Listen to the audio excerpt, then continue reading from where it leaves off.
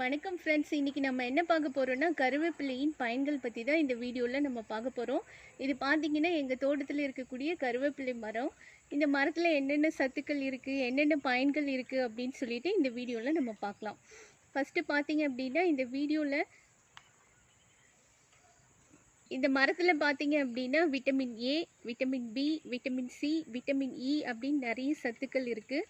இந்த கருவேப்பிலை இலையில் பார்த்தீங்க அப்படின்னா செலினியம், மேக்னீஸு, கால்சியம் போன்ற கனிமங்கள் ரொம்ப அதிக அளவில் இருக்குது. அதுக்கப்புறம் பார்த்திங்கன்னா இரும்பு சத்து ரொம்ப அதிகமாக இருக்குது அப்படின்னே சொல்லலாம். அப்புறம் இந்த இலையில் பார்த்தீங்க அப்படின்னா கொழுப்பு சத்து சுத்தமாக இல்லை. அதுவும் இல்லாமல் நம்ம இது டெய்லி சாப்பிட்டோம் அப்படின்னா நம்ம உடம்புல இருக்கக்கூடிய கெட்ட கொழுப்பை எல்லாத்தையும் கரைச்சிட்டு நல்ல கொழுப்போட அளவை அதிகரிக்கிறதுக்கு இந்த கருவேப்பிலை ரொம்ப உபயோகமாக இருக்குன்னே சொல்லலாம். அப்புறம் இதில் நிறைய ஆன்டி ஆக்சிடென்ட்ஸ் இருக்குது. அப்புறம் பார்த்திங்கன்னா நார்ச்சத்தும் ரொம்ப அதிக அளவில் இருக்குது.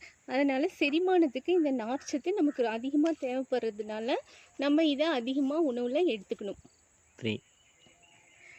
இந்த கருவேப்பிலையில் அப்புறம் பார்த்தீங்க அப்படின்னா இதை சாப்பிட்றதுனால நமக்கு ரத்த சோகை நோய் சுத்தமாக வராது. அப்படியே ரத்த சோகை நோய் இருக்கவங்க அப்படின்னு பார்த்தீங்கன்னா இந்த இலைகளோட டேட்ஸ் 2-3 சேர்ந்து சாப்பிட்டோம் அப்படின்னா ரத்த சோகை நோய் வரவே வராது அப்படின்னு சொல்லலாம். அப்புறம் பார்த்தீங்க அப்படின்னா இந்த கருவேப்பிலையில் கார்பசோல் ஆல்கலாய்டு அப்படிங்கிற ஒரு பொருள் இருக்குது. அது என்ன பண்ணுது அப்படின்னா சர்க்கரை நோயை முற்றிலுமாக கட்டுப்படுத்த உதவுது அப்படின்னே சொல்லலாம். அதனால் இந்த சுகர்னால் பாதிக்கப்பட்டவங்க இந்த கருவேப்பிலையை சட்னியாவோ பொடியாவோ குழம்பு மாதிரியோ செஞ்சு சாப்பிட்லாம். அப்படி சாப்பிடும்போது பார்த்திங்க அப்படின்னா நம்ம சாப்பிட்ற சாப்பாட்டு மூலமாக நம்ம உடம்புல சேரக்கூடிய அந்த சர்க்கரைகள் சேராமல் தடுக்கிறதுக்கு இது அதிக அளவில் உதவுது அப்படின்ட்டு சொல்லலாம். அப்புறம் பார்த்திங்கன்னா தலைமுடி வளர்ச்சிக்கு ரொம்ப இது உதவுது அப்படின்னே சொல்லலாம். இது சாப்பிடும்போது நமக்கு தலைமுடி வளர்ச்சியும் அதிகரிக்குது.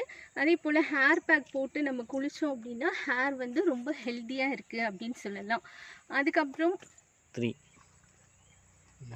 பார்த்தீங்கன்னா இந்த கருவேப்பிலை அப்படின்னு சொல்கிறோம் இல்லைங்களா, அதுக்கு என்ன மீனிங் அப்படின்னு பார்த்தீங்கன்னா கருவேற்பிலை அப்படின்னு தான் அர்த்தம். அதுக்கு என்ன அர்த்தம் அப்படின்னு பார்த்தீங்கன்னா நம்ம கன்சீவாக இருக்கும்போது நம்ம கரு உருவாகுது இல்லைங்களா, அந்த கருவில் இருக்கக்கூடிய பிழையை அகற்றக்கூடியதுக்கு பேர் தான் கருவேற்பிலை அப்படின்னு சொல்கிறோம். ஹெரிடிட்டியாக வரக்கூடிய சுகர், பிபி, கேன்சர் இந்த மாதிரி நோய்கள் எல்லாம் வராமல் தடுக்கிறதுக்கு நம்ம கன்சீவாக இருக்கும்போது பார்த்திங்க அப்படின்னா இந்த கருவேப்பிலையும் ப்ளஸ் அந்த பெரிய நெல்லிக்காய் அது ரெண்டையும் சேர்த்து ஜூஸ் போட்டு சாப்பிட்டுட்டு வந்தோம் அப்படின்னா நமக்கு ஹெரிடிட்டியாக பரம்பரையாக வரக்கூடிய நோய்கள் வராமல் தடுக்கலாம் அப்படின்னு சொல்லலாம்.